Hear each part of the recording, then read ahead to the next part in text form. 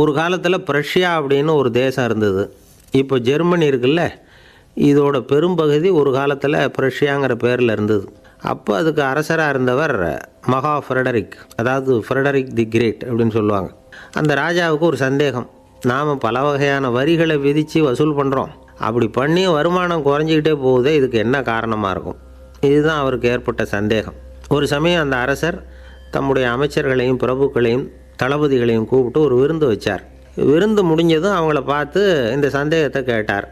வரிகள் அதிகமாக விதித்து வருமானம் குறையறதுக்கு என்ன காரணம் அப்படின்னு கேட்டார்.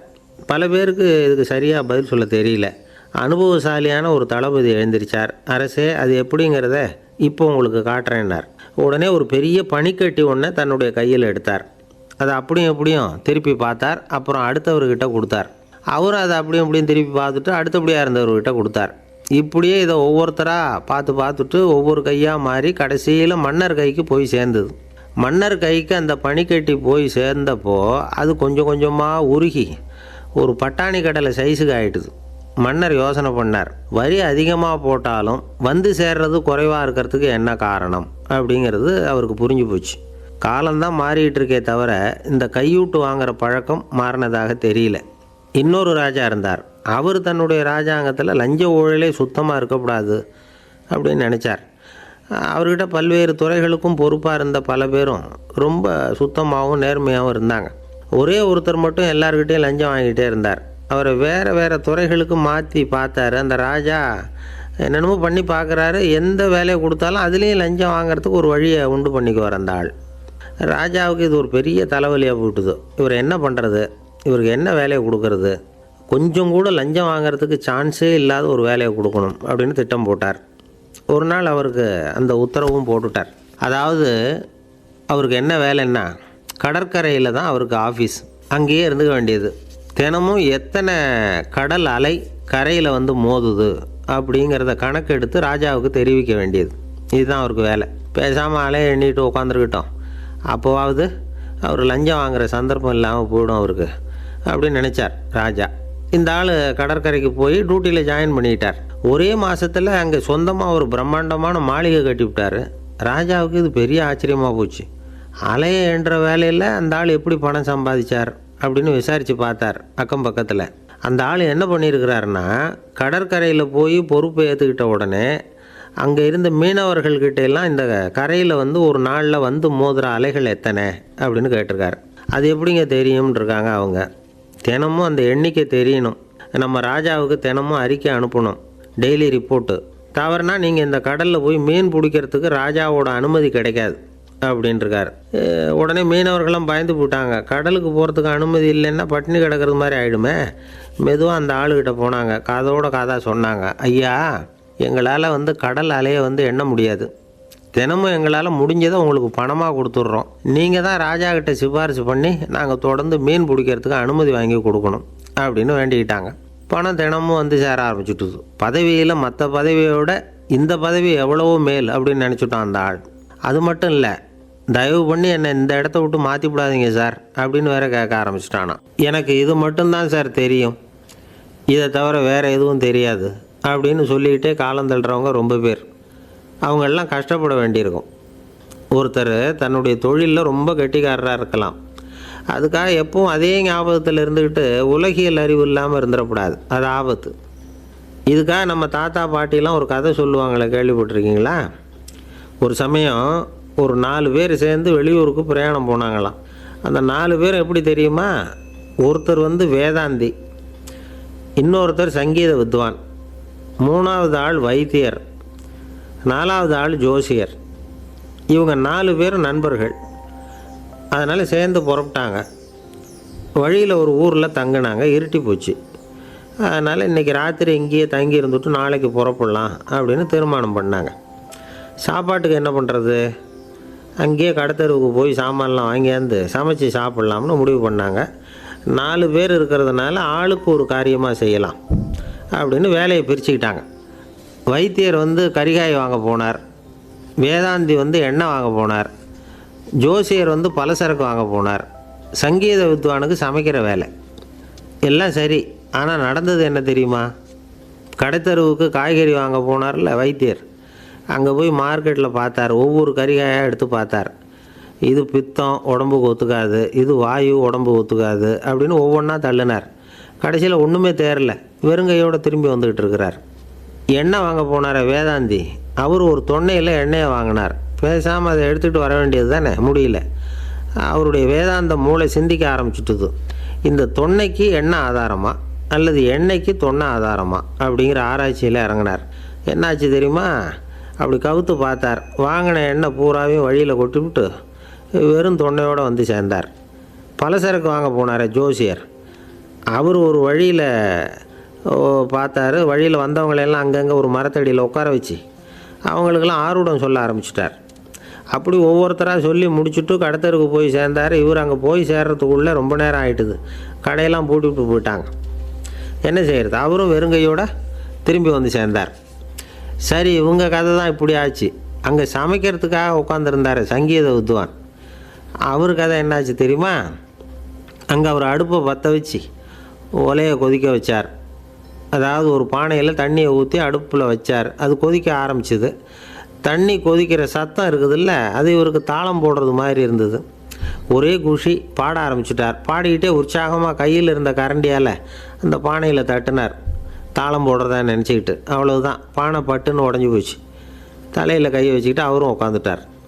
எந்த தொழில் தெரிஞ்சாலும் சரி, அதை புத்திசாலித்தனமாக பயன்படுத்த தெரியலன்னா ஆபத்து தான். அதுக்காக தான் இந்த கதை. ஒரு பஸ்ஸு டிரைவர் ரொம்ப கெட்டிக்காரரு. பஸ்ஸை ரொம்ப திறமையாக ஆபத்து இல்லாமல் ஓட்டினதுக்காக பரிசுலாம் வாங்கினவர். அவரே ஒரு படகு ஓட்டுறதுக்காக அழைச்சிட்டு போயிருக்கிறாங்க, மோட்டார் படகு. அதையும் ரொம்ப திறமையாக தான் ஓட்டிகிட்டு போயிருக்கிறாரு.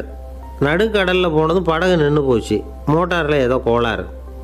என்ன செய்யலாம் அப்படின்னு அந்த டிரைவரை கேட்டிருக்கிறாங்க படகுல இருந்தவங்கெல்லாம். அப்போ அவர் சொன்னாராம், கவலைப்படாதீங்க, ஒன்றும் பிரச்சனை இல்லை, எல்லோரும் கொஞ்சம் கீழே இறங்கி பின்னாடி தள்ளுங்க, மோட்டார் ஸ்டார்ட் ஆகிடும் அப்படின்னாராம். ஒரு ஊரில் ஒரு இளைஞன் இருந்தான். ஒரு நாள் அவன் ஒரு குருவை தேடிக்கிட்டு புறப்பட்டான். ஊரை விட்டு வெளியில் போனான். போகிற வழியில் ஒரு காடு. அந்த காட்டில் ஒரு மரத்தடியில் ஒரு பெரியவர் உட்காந்துருக்கிறார். அமைதியாக மௌனமாக அவர் அமர்ந்திருக்கிறார். இந்த பெரியவரை விசாரிக்கலாம், குருவை தேடி கண்டுபிடிக்கிறதுக்கு இவர் ஏதாவது ஒரு வழி சொல்லி கொடுப்பார் அப்படின்னு நினச்சிக்கிட்டு அவரை நெருங்கினான். ஐயா, எனக்கு ஒரு குரு தேவை, எங்கே கிடைப்பார்? அவரை எப்படி அடையாளம் கண்டுபிடிக்கிறது? அதை பற்றி ஏதாவது விவரம் சொன்னீங்கன்னா நான் கண்டுபிடிச்சிக்குவேன் அப்படின்ட்டுருக்கான். பெரியவர் நிமிர்ந்து பார்த்தார். தம்பி, அது ரொம்ப சுலபம். அவர் வயசானவராக இருப்பார், என்னை விட சுமார் 30 வயசு அதிகமாக இருக்கும். அவர் ஒரு மரத்தடியில் தான் உட்காந்துருப்பார் அப்படின்ட்டுருக்கான். சரிங்க பெரியவரே, அது என்ன மாதிரியான மரம், எப்படி இருக்கும் அப்படின்னு கேட்டிருக்கான். பெரியவர் அந்த விவரங்களையும் சொல்லியிருக்கிறாரு. அது மட்டும் இல்லை, சந்திக்கிற நாள், நேரம், வினாடி முதற்கொண்டு எல்லா விவரங்களையும் துல்லியமாக சொன்னாராம். இவ்வளவு விவரங்களை இவரால் எப்படி சொல்ல முடியுது அப்படின்னு இவனுக்கு ஆச்சரியம். இருந்தாலும் அந்த பெரியவர் கடைசியாக ஒரு விவரம் சொன்னார். அது என்ன தெரியுமா? எப்படியும் நீ அவரை சந்திக்கிறதுக்கு ஒரு 30 வருஷம் ஆகும் அப்படின்னு சொல்லிவிட்டாராம். ரொம்ப நன்றிங்க பெரியவரே அப்படின்னு சொல்லிவிட்டு அந்த இளைஞன் புறப்பட்டுருக்கான். இப்போ அவனுக்கு குரு பற்றின விவரம் எல்லாம் கிடச்சிட்டுது, சந்திக்கிற நேரமும் தெரிஞ்சுட்டுது. ஆனால் 30 வருஷம் அவரை தேடி அலைய வேண்டியிருக்குமே. அவன் தேட ஆரம்பித்தான். காடு மலை எல்லாம் சுற்றி அலைஞ்சான். பல வருஷங்கள் தேடினான், அழுத்து போயிட்டான். கடைசியில் அவனுக்கும் வயசாகிட்டுது. கடைசியில் தன்னுடைய சொந்த ஊருக்கே திரும்பி போய்கிட்டு இருந்தான். அங்கே ஒரு மரத்தடியில் அவன் தேடிக்கிட்டு இருந்த குருநாதர் கிடைச்சார். யார் அவருன்னா, 30 வருஷத்துக்கு முன்னாடி வழி சொல்லி கொடுத்தாருல அதே பெரியவர். அவருக்கு இப்போ 30 வயசு அதிகமாக இருந்தது. அதே மரம், அன்னைக்கு பெரியவர் சொன்ன அடையாளம் இப்போ பொருத்தமாக இருந்தது. இப்போ அந்த பெரியவர் சொன்னார், சரியாக வந்து சேர்ந்துட்டேன், வா, உனக்காக தான் நான் இவ்வளவு காலமும் காத்துக்கிட்டு இருந்தேன் அப்படின்னாராம். என்ன சொல்கிறீங்கன்றிருக்கான். 30 வருஷத்துக்கு முன்னாடி என்கிட்ட வந்தியே, அப்போவே என் காலம் வந்து முடிஞ்சு போயிருந்தது. அப்போவே என்ன உனக்கு அடையாளம் தெரியல, அதனால் இவ்வளவு காலம் உனக்காக காத்துட்ருக்கும்படி ஆகிட்டுது அப்படின்னாராம். ஐயா, அப்போவே நீங்கள் சொல்லியிருக்கலாமே, இதுதான் 30 வருஷம் கழித்து நீ சந்திக்க போகிற இடம், நான் தான் உன்னுடைய குரு அப்படின்னு சொல்லியிருக்கலாமே அப்படின்ட்டுருக்கான். அந்த பெரியவர் சிரிச்சுக்கிட்டே இதுக்கு பதில் சொன்னாராம். நான் எவ்வளவோ விவரமாக தான் சொன்னேன், நீ சரியாக புரிஞ்சிக்கல. காரணம், அப்போது நீ போதுமான அளவுக்கு பக்குவம் பெற்றிருக்கவில்லை, அதனால் புரியும் சக்தி இல்லாமல் போயிட்டுதப்போ 30 ஆண்டு காலம் நீ அலைஞ்சி தெரிஞ்சிருக்கிற. அது காரணமாக இப்போ உனக்கு அந்த பக்குவம் வந்துட்டுது, அதனால தான் அடையாளம் காண முடிஞ்சுது, நானே உன்னுடைய குரு அப்படின்னாராம். இதிலேருந்து என்ன தெரியுதுன்னா, ஆன்மீகத்தில் மாணவனாக சேர்றதுக்கு கூட ஒரு பக்குவத்தன்மை தேவைப்படுது. ஒரு பெரிய ஞானி, அவர்கிட்ட சீடனாக இருக்க ஒருத்தன் வந்தான், எதிரில் நின்னான். ஞானி அவனை வெகு நேரம் உற்று பார்த்தார். அப்புறம் சொன்னார், சீடனாக இருக்கிறது ரொம்ப சிரமம்னார். நான் தயாராக இருக்கிறேன்னா. அது இன்னமும் சிரமமாச்சே, இங்கே குருவாக இருக்கிறது மட்டுமே சுலபம் அப்படின்னாராம். அப்படின்னா நான் குருவாகவே ஆகிடுறேன் அப்படின்னானா. இது போலவே இந்த காலத்தில் கதை ஒன்று உண்டு. ஒரு பள்ளிக்கூடத்தில் வகுப்பு ஆசிரியர் மாணவனை திட்டிக்கிட்டு இருந்தார். டேய், நீ 100க்கு 10 மார்க்கு தான் வாங்கிக்கிட்டு இருக்க. இவ்வளவு மோசமாக நீ படித்தா கடைசியில் மாடு மேய்க்கிறது கூட லாய்க்கு இல்லாதவனா ஆகிடுவேன். அதுக்கப்புறம் என்ன செய்ய போகிறேன் அப்படின்னாராம். பையன் தலையை சொரிஞ்சிக்கிட்டே சொன்னானா, சார் அப்படின்னா ஒன்று செய்கிறேன் அப்படின்னானா. இவர் கேட்டிருக்கார், என்ன செய்ய போகிறேன்னு. வேறு என்ன சார், உங்களை மாதிரி ஒரு ஆசிரியர் ஆகிடுறேன் அப்படின்னானா. இமயமலை அடிவாரத்தில் ஒரு மடம். அங்கே ஒரு சன்னியாசி இருந்தார். அவர்கிட்ட ஒருத்தர் வந்தார். சுவாமி, ஆசையை உதற நினைக்கிறேன், முடியல, ஒட்டிக்கிட்டே வருது அப்படின்னாராம். இப்படி உட்கார, ஒரு கதை சொல்கிறேன் அப்படின்னு சொல்லி அவர் சொல்ல ஆரம்பித்தாராம். அவர் சொன்ன கதை என்னென்னா, ஒரு ஊரில் ஒரு ஆள் இருந்தான். அவன் பேர் குப்புசாமி. அவங்ககிட்ட எப்பவும் ஒரு பழைய தொப்பி இருக்கும், விடவே மாட்டான். அதனால் அவனை எல்லோரும் தொப்பி சாமி அப்படின்னு தான் கூப்பிடுறது வழக்கம். ஒரு புது தொப்பி வாங்கிக்கப்படாதாப்பா அப்படின்னு நண்பர்கள்லாம் சொல்லி பார்த்தாங்க. பணத்துக்கு எங்கே போவேன் அப்படின்னு விட்டானா. பணம் வச்சுருக்கான், செலவு பண்ண மனசு வரல. மகா கஞ்சன். பழைய பாட்டில்கள்லாம் வாங்கி விற்றுக்கிட்டு இருந்தான். அப்படி ஒரு தடவை பழைய கண்ணாடி சாமான்களை ஏலத்தில் எடுத்தப்போ அதில் ஒரு அருமையான சென்ட்டு பாட்டில் கிடச்சிது. உடனே ஒரு ஐடியா பண்ணான். அந்த சென்ட்டை சின்ன சின்ன பாட்டில்களில் அடைச்சி ஜன்னல் ஓரமாக அடுக்கி வச்சுட்டான். அதை விற்றா நிறைய பணம் கிடைக்குமே, அதனால். இதுக்கு இடையில் ஒரு நாள் அவன் அப்படியே உட்காந்துருந்தான். அந்த நேரம் நண்பன் வந்தான். ஏண்டா, உன் பழைய தொப்பியை மாற்றப்படாதா? ஊரில் எல்லோரும் கேலி பேசுகிறாங்களே ஒன்று தொப்பி சாமின்னு அப்படின்னு சொல்லி கேட்டிருக்கான். இந்த சென்ட்டு பாட்டில் விற்றதும் பணம் வரும், அதுக்கப்புறம் பார்க்கலாம் அப்படின்னு நானா. இவன் சரி வா, நீச்சல் குளத்துக்கு போயிட்டு வருவோம் அப்படின்னு கூப்பிட்ருக்கான் நண்பன். 2 பேரும் போனாங்க. அதே நேரம் அந்த ஊர் நீதிபதியும் அங்கே குளிக்க வந்தாராம். அவர்கிட்ட இருந்தது விலை வசந்த ஒரு புது தொப்பி. அதை அங்கே இருந்த ஸ்டாண்டில் மாட்டிவிட்டு குளிக்க போனார். இதுக்கிடையில் குப்புசாமி குளிச்சுட்டு வந்தான். அவனுடைய பழைய தொப்பியை காணலை. அந்த புது தொப்பியை பார்த்தா இது நண்பனுடைய வேலை தான் அப்படிங்கிறதாக புரிஞ்சுக்கிட்டு அதை எடுத்து மாட்டிகிட்டு வந்துட்டான். நீதிபதி குளிச்சுட்டு வந்து பார்க்குறாரு, தொப்பியை காணும். போலீஸில் புகார் கொடுத்தார். அவங்க தேடினாங்க. ஒரு மூலையில் பழைய தொப்பி கிடச்சிது. அடடா, இது நம்ம குப்புசாமியோட தொப்பி இல்லையா அப்படின்னு நானா ஒருத்தன்.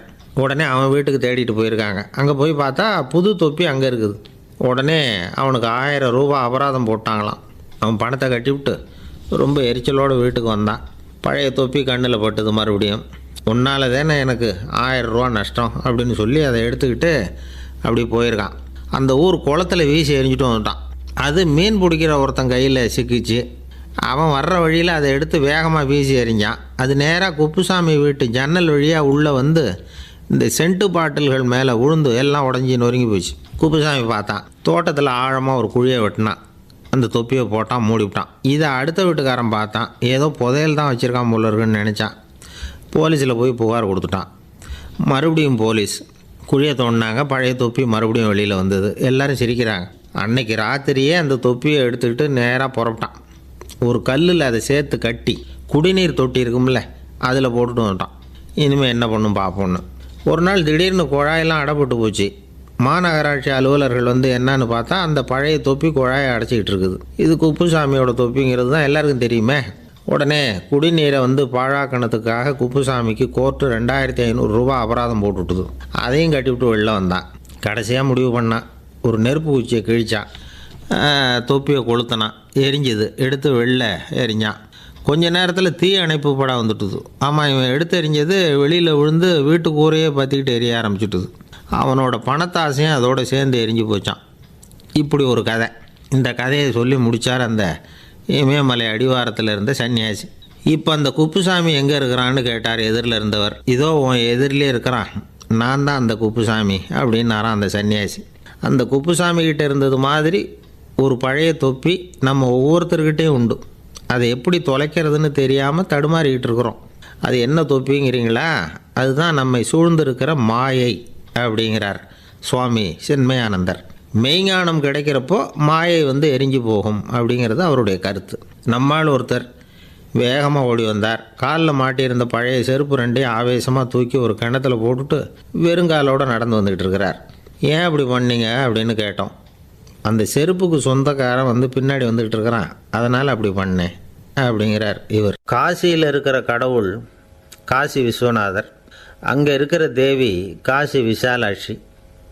இவங்க 2 பேரும் ஒரு நாள் பேசிக்கிட்டு இருந்தப்போ கடவுள் சொன்னார், இந்த மனிதர்களை நாம் ரொம்பவும் நம்பிக்கையோடு தான் படைச்சிருக்கிறோம், இருந்தாலும் அவங்களுக்கு தான் நம்பிக்கை இல்லை, எதுலேயும் ஒரு உண்மையான நம்பிக்கை இல்லாமல் வாழ்ந்துக்கிட்டு இருக்கிறாங்க அப்படின்னார். என்ன அப்படி சொல்கிறீங்க? அதை பாருங்கள், எவ்வளவு பேர் காசியை தேடிட்டு வந்து கங்கையில் குளிச்சுக்கிட்டு இருக்கிறாங்க, அவங்களெலாம் நம்பிக்கை இல்லைன்னா இவ்வளவு தூரம் தேடிட்டு வந்து இங்கே குளிப்பாங்களா அப்படின்னு நாங்கள் தேவி. சரி, அதை சோதித்து பார்க்கலாம் அப்படின்னு 2 பேரும் முடிவு பண்ணிக்கிட்டாங்க. உடனே ஒரு திட்டம் போட்டாங்க. அது எப்படின்னா, நாம் 2 பேருமே பக்தர்கள் மாதிரி உருவத்தை மாற்றிக்கிட்டு கங்கை கரைக்கு போக வேண்டியது. நான் வந்து கங்கையில் இறங்கி குளிக்கிறேன், கொஞ்ச நேரத்தில் சுழலில் மாட்டிக்கிட்டது மாதிரி நடிக்கிறேன். நீ உடனே கரையிலிருந்து சத்தம் போடும், என்னோடய வீட்டுக்காரரை யாராவது காப்பாற்றுங்களேன்னு சத்தம் போடும். அதோடு இன்னொன்று சொல்லு, யாராவது ஒரு புண்ணிய ஆத்மா அவர்கிட்ட போய் அவருடைய முடியை பிடிச்சி இழுக்கணும், அப்படி ஒரு சாபம் இருக்குது எங்களுக்கு. புண்ணிய ஆத்மா, அதாவது எந்த பாவமும் செய்யாத இல்லாத ஒருத்தர் தான் அவரை காப்பாற்ற முடியும். அப்படிப்பட்டவங்க யாராவது வெள்ளத்தில் குதித்து என்னுடைய கணவரை காப்பாற்றுங்கோ அப்படின்னு நீ சத்தம் போடு, கூச்சல் போடு, என்ன நடக்குதுன்னு பார்க்கலாம் அப்படின்னார் கடவுள். சரின்னு சொல்லி 2 பேருமா சாதாரண பக்தர்கள் மாதிரி கங்கை கரைக்கு வந்து சேர்ந்தாங்க. அவர் இறங்கி குளித்தார். திட்டம் போட்டது மாதிரியே சுழலில் மாட்டிக்கிட்டது மாதிரி கத்துனார். கரையில் இருந்த அந்த அம்மா, ஐயோ என் கணவரை காப்பாற்றுங்களேன், யாராவது காப்பாற்றுங்களேன்னு கத்துனாங்க. பல பேர் ஓடி வந்தாங்க. உடனே இவங்க, பாவம் இல்லாத புண்ணிய ஆத்மா ஒருத்தரால் தான் என்னுடைய கணவர் காப்பாற்றப்படணுங்கிறது விதி, அப்படி ஒரு சாபம் இருக்குது, அதனால் புண்ணிய ஆத்மா யாராவது அவர்கிட்ட போய் அவர் முடியை பிடிச்சி தூக்குனா அவரை காப்பாற்றி போடலாம் அப்படின்னாங்க. இவங்க இப்படி சொன்னதும் எல்லோரும் திகைச்சு போய் நின்றுட்டாங்க. ஒவ்வொருத்தருக்கும் அவங்க செஞ்ச பாவம்லாம் ஒவ்வொன்றா ஞாபகத்துக்கு வர ஆரம்பிச்சுட்டுது. சரி, இதுக்கு நாம் லாயக்கு இல்லை அப்படின்னு சொல்லி ஒதுங்கி போக ஆரம்பிச்சிட்டாங்க எல்லாம். இந்த சமயத்தில் யாரோ ஒருத்தர் வேகமாக ஓடி வந்தார், ஆற்றுல குதிச்சார். அவர்கிட்ட போனார், முடியை பிடிச்சார், தூக்கினார், அவரை காப்பாற்றி கரைக்கு கொண்டுட்டு வந்துட்டார். அப்படி காப்பாற்றின அந்த ஆளை இவங்க 2 பேரும் தனியாக கூப்பிட்டுக்கிட்டு ஒரு மண்டபத்துக்கு வந்துட்டாங்க. வந்து விசாரிக்கிறாங்க. நீ யாரப்பா அப்படின்னு கேட்குறாங்க. ஏதும் தெரியாத மாதிரி. நான் இந்த ஊர் அன்ன சத்திரத்தில் வேலை செய்கிற ஒரு சமையல்காரன் அப்படிங்கிறார். நீ வந்து கங்கையில் குளிக்கிறது உண்டான்னு கேட்டிருக்காங்க. நான் இந்த ஊர்லேயே தான் இருக்கிறேன், இருந்தாலும் தினமும் கங்கையில் குளிக்கிறதில்ல, எப்போவாவது ஒரு நாள் அங்கே குளிப்பேன் அப்படின்னார். கங்கையில் மூழ்கி எழுந்திரிச்சா பாவம்லாம் தொலையும்னு சொல்கிறாங்க. அப்படி இருக்கிறப்போ அங்கே இன்றைக்கி கங்கையில் குளிச்சுக்கிட்டு இருக்கிறவங்கெல்லாம் தங்களை வந்து புண்ணிய ஆத்மாவாக நினைக்கல. கங்கையில் குளிக்காத நீ உன்னை வந்து புண்ணிய ஆத்மாவாக நினச்சி என்னை காப்பாற்ற வந்திருக்கிற, அது எப்படி அப்படின்னு கேட்டார். அதுக்கு அந்த ஆள் சொல்கிறான், கங்கையில் குதித்ததுக்கு அப்புறம் தானே உங்களை காப்பாற்ற போகிறோம், அப்படி குதிக்கும் பொழுது என்னுடைய பாவம்லாம் போயிருக்கும்ல, நான் புண்ணிய ஆத்மாவாக ஆயிருப்பேனே, அதனால தான் துணிஞ்சு வந்து உங்களை காப்பாற்றினேன் அப்படின்னா. கடவுளும் தேவியும் அவனுக்கு வந்து காட்சி கொடுத்தாங்களாம். இப்படி ஒரு கதை உண்டு. அதாவது கங்கையில் குளிச்சுக்கிட்டு இருக்கிறவங்களுக்கே தங்களுடைய பாவம் போகுங்கிற நம்பிக்கை பரிபூர்ணமாக இல்லை, குளிக்காத ஒருத்தனுக்கு அந்த நம்பிக்கை இருந்தது. அதனால் அவனால் கடவுளை பார்க்க முடிஞ்சது. கடவுளை வந்து நாமளும் பார்க்க முடியுமா முடியாதா அப்படிங்கிற குழப்பம்லாம் நமக்கு வேண்டியதில்லை. நம்பிக்கையோடு வாழணுங்கிற உண்மையை மட்டும் இந்த கதையிலேருந்து புரிஞ்சுக்கிட்டால் போதும். ஏன்னா இந்த கதையை கேட்டுட்டு ஒரு நண்பன் குதர்க்கமாக ஒரு கேள்வி கேட்டான். ஏன் சார், கங்கையில் குளித்தா பாவம் போயிடும்னு சொல்கிறீங்களே, நான் எனக்கு வேண்டாத ஒருத்தனை அழைச்சிட்டு போய் கங்கையிலேயே தள்ளி விட்டுட்டு அதுக்கப்புறம் அங்கேயே முழுக்க போட்டுட்டு நான் செஞ்ச பாவத்தை வந்து அதுலேயே கழுவி விட்டுட்டு மறுபடியும் உங்ககிட்ட வந்துடுறேன்னு வச்சுக்கோங்க, நீங்கள் என்னை வந்து புண்ணிய ஆத்மான்னு ஏற்றுக்குவீங்களா அப்படிங்கிறான். ஆள் கொஞ்சம் அசந்தான் நம்மளே அங்கே அழைச்சிட்டு போனாலும் போயிடுவான். வாழ்க்கையில் சில சந்தர்ப்பங்களில் நாம் வந்து சில அவமானங்களை சந்தித்தே தீர வேண்டியிருக்கு. என்ன பண்ணுறது, காலம் அப்படி. அவமானப்படுறவங்க உடனே அடங்கி போய்டுறது தான் உலக வழக்கம். அவமானப்பட்டால் உடனே சீறி எழறவங்களும் உண்டு. ஆனால் அதையே ஒரு சவாலாக எடுத்துக்கிட்டு முன்னுக்கு வர்றவங்களும் சில பேர் இருக்கிறாங்க. அவங்க ரொம்ப அபூர்வம். இன்றைக்கி மனோதத்துவ நிபுணர்கள்லாம் என்ன சொல்கிறாங்க தெரியுமா? அவமானப்பட்டுட்டா உடனே அடங்கி போயிடக்கூடாதான். அதையே ஒரு சவாலாக எடுத்துக்கிட்டு மனசில் ஒரு வைராக்கியத்தோடு முயற்சி பண்ணினா வாழ்க்கையில் எல்லாரும் முன்னேறலாமா. அவமானங்கிறத நாம் வைராக்கியமாக மாற்றிக்கணும். அதுதான் வெற்றிக்கு வழி. ராமர் இந்த பூமியில் பிறந்ததே ஒரு வைராக்கியத்தினால தான் சார் அப்படின்னார் ஒருத்தர். எப்படிங்க அது அப்படின்னு கேட்டேன். அவர் சொன்னார், தசரதருக்கு ராமர் குழந்தையாக பிறக்கணும், அப்போ தான் இங்கே இருக்கிற கஷ்டங்கள்லாம் நீங்கும் அப்படின்னு சர்வ லோகமும் எதிர்பார்த்துக்கிட்டு இருக்குது. ஆனால் அவர் எப்போ பிறப்பார் அப்படின்னு யாருக்கும் தெரியல. அந்த காரியம் சீக்கிரம் நடக்கணுமே, அதுக்கு என்ன பண்ணுறது? நாரதர் வந்தார் ஒரு நாள் தசரதரை தேடி. தசரதா, உனக்கு ஒரு செய்தி தெரியுமான்னு ஆரம்பித்தார். அவர் எப்பவும் இப்படித்தானே ஆரம்பிக்கிறது வழக்கம். என்ன விஷயம்னு கேட்டார் தசரதர். தசரதா, நீ அடிக்கடி உன்னோட தேரில் ஏறிக்கிட்டு தேவலோகத்துக்கு போகிற, அங்கே போகிற வர்ற எல்லாம் பண்ணிகிட்ருக்க, எல்லாம் சரி. தேவலோகத்துலேயும் உன்னை நல்லபடியாக தான் வரவேற்கிறாங்க. தேவேந்திரன் உன்னை பிரியமாக அழைச்சிட்டு போய் தன்னுடைய அரியாசனத்திலேயே தனக்கு பக்கத்திலேயே உட்கார வைக்கிறான். நீயும் சந்தோஷமாக உட்காந்து பேசிவிட்டு வந்துடுற. ஆனால் நீ இங்கே வந்ததுக்கு அப்புறம் அங்கே என்ன நடக்குது தெரியுமா உனக்கு அப்படின்னாரான் நாரதர்.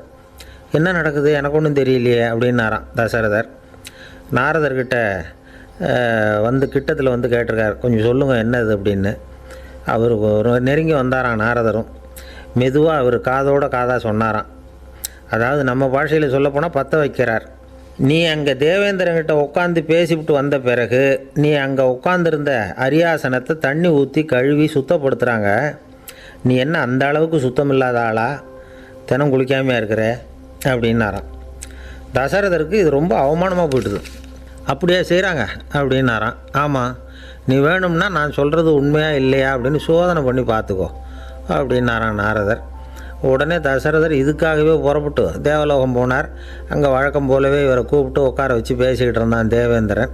கொஞ்ச நேரம் பேசிக்கிட்டு இருந்துட்டு சரி நான் கிளம்புறேன்னு புறப்பட்டார். சரி, அவனும் வாசல் வரைக்கும் வழி அனுப்பி வச்சுட்டு உள்ளே போயிட்டான். தசரதர் வெளியில் கொஞ்சம் நேரம் மறைஞ்சி இருந்துட்டு மெதுவாக உள்ளே எட்டி பார்த்தார் என்ன நடக்குதுன்னு. நாரதர் சொன்னது உண்மைதான். தசரதர் உட்காந்துருந்த ஆசனத்தை அங்கே 2 தேவர்கள் கழுவி சுத்தப்படுத்திக்கிட்டு இருக்கிறாங்க. தசரதரால் இதை தாங்கிக்க முடியல. அவருக்கு ரொம்ப அவமானமாக போச்சு. நேராக கிடுகிடுன்னு தேவேந்திரங்கிட்டே போனார். நான் உட்காந்துருந்த இருக்கையே சுத்தம் பண்ணுறியே, நான் என்ன அந்த அளவுக்கு பாவியா அப்படின்னு கேட்டார். ரொம்ப கோபமாக கேட்டார். தசரதரே, மனுஷனுக்கு 3 கடன்கள் உண்டு. தேவ கடன், ரிஷி கடன், பித்ரு கடன். இதை தீர்க்காதவன் பாவியாகிறான். இதில் மகனை பெறுவதால் தான் பித்ரு கடன் தீரும். உனக்கு மகன் கிடையாது, அதனால் நீ பாவி ஆகிற. பாவி உட்காந்துருந்த இடம்ங்கிறதுனால அதை சுத்தம் செய்ய வேண்டியது எங்கள் கடமை அப்படின்னு நானான் தேவேந்திரன். இந்த இடத்துல தசரதருக்கு ஏற்பட்ட அவமானம் ஒரு வைராக்கியமாக மாறிச்சு. தேவேந்திரனே கேட்டுக்கோ, ஒரு மகனை பெற்ற பிறகு தான் இந்த சபையில் மறுபடியும் அடி எடுத்து வைப்பேன் அப்படின்னு சொல்லிவிட்டு போயிட்டாரான். போய் புத்திர காமேஷ்டி யாகம் பண்ணார். புத்திரர்கள் பிறந்தார்கள். இந்த கதையில் உள்ள கருத்து என்னென்னா, தேவேந்திரன் தசரதரை அப்படி அவமானப்படுத்தலைன்னா அவருக்கு இப்படி ஒரு வைராக்கியம் பிறந்திருக்குமா? யோசித்து பார்க்கணும். நமக்கு ஏற்படுகிற சில அவமானங்களையும் வைராக்கியமாக மாற்றிக்குவோம். அப்படி மாற்றிக்கிட்டோம்னா வாழ்க்கையில் முன்னேறலாம். நம்ம ஆளுங்க சில பேர் அவமானத்தை வைராக்கியமாக மாற்றிக்கிறது எப்படி தெரியுமா? நம்மக்கிட்ட ஒரு பையன் சொன்னான், எங்கள் அப்பா என்னை எல்லாருக்கும் முன்னாடி வச்சு திட்டிவிட்டார், பொறுப்பு இல்லாமல் ஊர் சுற்றுறேன்னு சொல்லி அவமானப்படுத்தி விட்டார். இனிமேல் நீ என் முகத்திலேயே முழிக்காதரா போடான்னு வேறு சொல்லிவிட்டார். எனக்கு ரோஷம் வந்துட்டுது. அந்த அவமானத்தை வைராக்கியமாக மாற்றிக்கிட்டேன். அன்னையிலேருந்து அவர் முகத்திலேயே முழிக்கிறது இல்லை அப்படின்னா. அப்படியான்னு கேட்டோம். ஆமாங்க, அவர் வீட்டில் இல்லாத நேரமாக பார்த்து உள்ளே சமையல் கட்டுக்கு போய் சாப்பிட்டுட்டு நைஸாக வெளியில் வந்துடுவேன் அப்படிங்கிறான் அவன். ஜவஹர்லால் நேரு பிரதமராக இருந்த சமயம் அவர் ஒரு தடவை சென்னைக்கு வந்திருக்கிறார். இங்கே சில முக்கிய நிகழ்ச்சிகளில் கலந்துக்கிறதுக்காக வந்திருந்தார். ஆளுநர் மாளிகையில் ஒரு நாள் ராத்திரி தங்கி மறுநாள் புதுடெல்லி புறப்படுறதாக ஏற்பாடு. நிகழ்ச்சியிலெல்லாம் முடிச்சுக்கிட்டு ஆளுநர் மாளிகையில் தங்கியிருக்கிறார். அன்றைக்கு இரவு படிக்கிறதுக்கு ஒரு முக்கியமான புத்தகம் அவருக்கு தேவைப்பட்டது. அந்த சமயத்தில் உலக அளவில் ஒரு முக்கியமான பொருளாதாரம் சம்பந்தமான ஒரு புத்தகம் வெளியாகி இருக்கிற விஷயம் அவருக்கு தெரியும். அந்த புத்தகம் மெட்ராஸுக்கு வந்திருக்குமா, அது இங்கே கிடைக்குமா அப்படின்னு விசாரிச்சிருக்கிறார் நேருஜி. அவர் இப்படி கேட்ட உடனே அங்கே இருந்தவங்கெல்லாம் ரொம்ப பரபரப்பாக செயல்பட ஆரம்பிச்சிட்டாங்க. முக்கியமான இடங்கள்ல எல்லாம் விசாரிச்சிருக்கிறாங்க அந்த புத்தகம் உங்கள்கிட்ட இருக்கான்னு. சென்னையில் உள்ள கன்னிமாரா நூல் நிலையத்துக்கு எப்படியும் அந்த புத்தகம் வந்திருக்கணும் அப்படின்னு ஒரு நம்பிக்கை. அங்கே விசாரித்தாங்க. அந்த புத்தகம் 2 நாளைக்கு முன்னாடி தான் அங்கே வந்திருக்குது அப்படிங்கிற விஷயம் தெரிஞ்சுது. உடனே எல்லோரும் அங்கே ஓடினாங்க. அவங்களுக்கு இன்னொரு சந்தேகம், புத்தகம் வந்திருக்கு சரி, அது இந்த சமயத்தில் வேறு யாரும் படிக்கிறதுக்கு எடுத்துகிட்டு போயிருக்கக்கூடாதே அப்படிங்கிற சந்தேகம் இருந்தாலும் மனசுக்குள்ளே ஒரு தைரியம். இப்படி ஒரு புத்தகம் வெளிவந்திருக்கிற விஷயமே நேருஜி சொல்லி தான் நமக்கே தெரியும். அதுவும் இல்லாமல் உலக பொருளாதாரம் சம்பந்தமான ஏதோ ஒரு புத்தகம் அது. அதை போய் இந்த நேரத்தில் அவ்வளவு ஆர்வமாக யார் எடுத்துகிட்டு போயிட போகிறாங்க அப்படிங்கிற தைரியம். இந்த தைரியத்தோடு அந்த நூல் நிலையத்துக்கு ஓடினாங்க. புத்தகத்தை தேடினா அது கிடைக்கல, யாரோ எடுத்துகிட்டு போயிருக்கிறாங்க. நேருவுக்கு மட்டுமே தெரிஞ்சிருந்த அந்த புத்தகம் பற்றின விஷயம் சென்னையில் வேற ஒருத்தருக்கும் தெரிஞ்சிருக்குது. உடனே எல்லோரும் பரபரப்பாக அந்த அதுக்குன்னு இருக்கிற ரிஜிஸ்டர் இருக்குல்ல, பதிவேடு, அதை புரட்டி பார்க்குறாங்க யார் எடுத்துகிட்டு போகிறாங்கன்னு தெரிஞ்சுக்கிறதுக்காக. எடுத்துகிட்டு போனவங்க அதில் கையெழுத்து போட்டிருப்பாங்கல்ல, அதை பார்த்து யாருன்னு தெரிஞ்சுக்கலாம் அப்படிங்கிறதுக்காக தான் அதை புரட்டுறாங்க. அதோ அந்த புத்தகத்தோட பேர் பக்கத்தில் அதை எடுத்துக்கிட்டு போனவங்க கையெழுத்து உத்து பார்க்குறாங்க எல்லாரும். அதில் போட்டிருக்குது பேர் CN அண்ணாதுரை அப்படின்னு எழுதியிருந்தது. அவர் தான் பேரறிஞர் அண்ணா. நேரு படிக்க விரும்பின ஒரு புத்தகத்தை அதே நேரம் படிக்க விரும்பின இன்னொரு தலைவர் இவர். படிக்கிறதுல அவருக்கு இருந்த ஆர்வத்தை நாம் தெரிஞ்சுக்கணும்னா அதுக்கு எவ்வளவோ சம்பவங்கள் இருக்குது. கடைசி காலத்தில் அவர் அடையாறு மருத்துவமனையில் படுத்திருக்கிறார். அவருக்கு ஒரு முக்கியமான அறுவை சிகிச்சை செய்ய வேண்டியிருக்குது அவசரமாக. அமெரிக்காவிலேருந்து டாக்டர் மில்லர் வந்திருக்கிறார். அவர்கிட்ட கேட்குறார், டாக்டர் நாளைக்கே அறுவை சிகிச்சை செய்ய போகிறீங்களா அப்படின்னு. ஆமாங்கிறார் டாக்டர் மில்லர். நாளைக்கு மறுநாள் செஞ்சுக்கிறேனே அப்படின்னாரான் அண்ணா. ஏன் ஏதாவது நாள் பார்க்குறீங்களான்னு கேட்டிருக்கார். இல்லை, ஒரு புத்தகத்தை படிச்சுக்கிட்டு இருக்கிறேன், அதை நாளைக்குள்ளே முடிச்சிருவேன், அதுக்கப்புறம் நான் இறந்தாலும் கவலை இல்லை அப்படின்னாரான் இவர். அவர் தான் அறிஞர் அண்ணா. சங்ககால நூல்கள்லேருந்து சமீபத்தில் வந்த நூல்கள் வரைக்கும் எல்லாம் அவர் படிச்சிருக்கிறார். ஒரு திருமண விழாவில் அவர் பேசும்பொழுது சொன்ன விஷயம் இது. சங்க காலத்தில் காதலியை மணக்க விரும்புகிறவனுக்கு அவனுடைய தந்தை வீர சோதனைகள்லாம் வைப்பார். போய் புலிப்பல்லு கொண்டுக்கிட்டு வா, அப்போ தான் என் பொண்ணை கொடுப்பேன் அப்படின்னு சொல்லுவார். காதலன் உடனே காட்டுக்கு போவான், ஒரு புலியை கொன்று அதனுடைய பல்லை கொண்டுக்கிட்டு வருவான். அதை வீர பதக்கத்தில் பதிச்சு அவனுக்கு மாமனார் சூட்டுவார் கல்யாண சமயத்தில். இப்போலாம் காதலன் கிட்ட அப்படி சொல்ல முடியாது. இப்போலாம் காதலன்கிட்ட காட்டுக்கு போய் புலிப்பல் கொண்டுக்கிட்டு வான்னு யாராவது சொன்னால் புலி தான் மாப்பிள்ளையாக வந்து சேரும் அப்படின்னார். ஒரு கடைக்கு போனேன், 5 ரூபா பணத்தை எடுத்து கொடுத்தேன். ஒரு தினசரி பத்திரிகையை கேட்டேன். அவர் உடனே அங்கே அடுக்கி வச்சுருந்த பத்திரிகையில் ஒன்று எடுத்து என் கையில் கொடுத்தார். வாங்கிக்கிட்டேன். மீதி பணத்தை எடுத்தார். அதையும் என் கையில் கொடுக்கணும்ல, கொடுக்கல. எதிரில் இருந்த பலகையில் வச்சு எடுத்துக்க சொன்னார். எப்போவும் அவர் அப்படி தான் பண்ணுவார். நானும் எடுத்துக்கிட்டு வந்துடுவேன். இவர் ஏன் இப்படி பண்ணுறாருங்கிறது எனக்கு ரொம்ப நாளாக ஒரு சந்தேகம். ஒரு நாள் அவர்கிட்டே இதை கேட்டுவிட்டேன். ஏங்க, நீங்கள் உங்கள் கடைக்கு வந்து பொருள்கள் வாங்குறவங்களுக்கு நீங்கள் பாக்கி சில்லறையை கொடுக்குறப்போ பலகையில் வச்சு விட்றீங்க, கையில் கொடுக்க மாட்டேங்கிறீங்களே, ஏன் அப்படின்னு கேட்டேன். காசை கையில் கொடுத்தா நம்மக்கிட்ட இருக்கிற லட்சுமி போயிடுவா சார் அப்படின்னார். அதாவது பணம் செலவாயிடும் அப்படின்னு அர்த்தமா. இன்னொரு நண்பர், அவர் ஒரு நாள் வழக்கத்துக்கு மாறாக ரொம்ப சோகமாக உட்காந்துருக்கிறார். ஏங்க என்னாச்சு, ஏன் இப்படி கப்பலே கவிழ்ந்தது மாதிரி உட்காந்துருக்குறீங்க அப்படின்னு கேட்டேன். கப்பலே கவிழ்ந்திருந்தா கூட நான் இப்படி கவலைப்பட மாட்டேன் சார், வேறு ஒன்று நடந்து போச்சுன்னார். என்னன்னு கேட்டேன். என் உச்சந்தலையில் பல்லி ஒன்று விழுந்துட்டுதுன்னார். அதுக்காகவா இப்படி அப்படின்னு ஆச்சரியப்பட்டேன். ஆமாங்க, பல்லி உச்சந்தலையில் விழுந்தால் பலன் என்னன்னு பஞ்சாங்கத்தில் பார்த்தேன், மரணம்னு போட்டிருக்கு அப்படின்னு சொல்லிவிட்டு அவர் தொடர்ந்து கவலைப்பட ஆரம்பிச்சிட்டார். இப்படியும் ஒருத்தர், என் கூட வேலை பார்க்குற ஒருத்தர் எப்படி தெரியுமா, தினமும் வலது காலை வச்சு தான் ஆஃபீஸுக்கு உள்ளே நுழைவார். என்னைக்காவது தவறுதலாக இடது காலை வச்சு உள்ளே வந்துட்டார்னா அன்னைக்கு பூரா மனசு சங்கடப்படுவார். எந்த வேலையும் சரியாக ஓடாது. கேரம் போர்டு ஆடுற ஒருத்தர் எப்போ ஆட உட்காந்தாலும் ஸ்ட்ரைக்கரை கை தவறி கீழே விழுற மாதிரி பண்ணி அதுக்கப்புறம் அதை எடுத்துக்கிட்டு ஆட உட்காருவார். ஏன்னா எப்போவும் ஒரு தடவை நிஜமாகவே அது கை தவறி கீழே விழுந்திருக்குது. அன்னைக்கு பிரமாதமாக ஜெயிச்சுட்டார். உடனே ஒரு முடிவுக்கு வந்துட்டார், கை தவறுனா லாபம் அப்படின்னு. அதுக்கப்புறம் அதையே பழக்கமாக்கிக்கிட்டார். பூனை குறுக்க போனால் சகனம் சரியில்லைன்னு நினைக்கிறவங்க உண்டு. ஆனால் ஒருத்தர் எப்படி தெரியுமா, அவர் வெளியில் கிளம்புற சமயம் பக்கத்து வீட்டு ரேடியோவில் மியாவ் மியாவ் பூனைக்குட்டின்னு பாட்டு சத்தம் கேட்டால் கூட போதும், சகனம் சரியில்லைன்னு பிரயாணத்தை கேன்சல் பண்ணிவிடுவார். இப்போ இவ்வளவும் எதுக்கு சொல்கிறோம்னா, அளவுக்கு மீறின சகுன நம்பிக்கைகள் இருக்குது பாருங்கள், இதோட பயமும் சேர்ந்துக்கிட்டதுன்னு வச்சுக்கோங்க, இது ஒருத்தருடைய மனநிலையை பாதிச்சிடும். இது உளவியல் நிபுணர்கள் சொல்கிற கருத்து. வாழ்க்கையே தடுமாற வச்சிரும். பாதுகாப்பு இல்லாத உணர்வு, ஒரு விதமான டிப்ரெஷன் மனநிலை, இதெல்லாம் தான் இதுக்கு காரணமாக அமையலாம். சில பேர் காய்கறி நறுக்க கத்தியை கையில் எடுத்தால் கூட நேரம் சரியாக இருக்கா அப்படின்னு பார்த்துட்டு தான் வேலையை ஆரம்பிக்கிறது வழக்கம். அறிவு தான் மனசுக்கு வாத்தியாராக இருக்கணும், அப்போ தான் வாழ்க்கை நிம்மதியாக இருக்கும். அறிவு மனசு சொல்கிறபடியெல்லாம் கேட்க ஆரம்பிச்சுட்டுதுன்னா இடைஞ்சல் தான். ஒருத்தருக்கு 7ஆம் நம்பர் தான் ராசியான நம்பரான், 7ஆம் தேதி தான் எந்த காரியத்தையும் ஆரம்பிப்பாராம். 7 எழுத்து வர்றது மாதிரி பேரை மாற்றி வச்சுக்கிட்டார். 7 மணிக்கு தான் தினமும் எழுந்திருப்பார். 7ஆம் நம்பர் வீட்டில் தான் குடியிருக்கார். கல்யாணம் கூட 7ஆம் தேதி தான் பண்ணிக்கிட்டார். அவர் ஒரு நாள் குதிரை பந்தயத்துக்கு போனாராம்.